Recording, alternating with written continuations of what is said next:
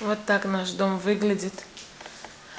Всего пару часов после того, как мы закончили праздновать Сонин день рождения. 7 лет нашей доченьки, сладенькой лапочки. Вот весь первый этаж садика покрыт шариками, который сделал для Сони человек, который называется человек искусства шариков. Клоун огромный, поэтому пришлось его посадить на шпагат. Извините. Я покажу вам обезьянку, которая сидит на дереве. Красиво, правда? Нам нравится.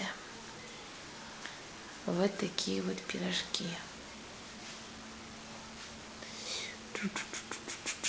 Последние 48 секунд мы остановимся вот на этой классной мордочке. Happy birthday, Шушан! Мазаль тов! С днем рождения, Сонечка! Мама с папой обожаю тебя, девочка сладенькая.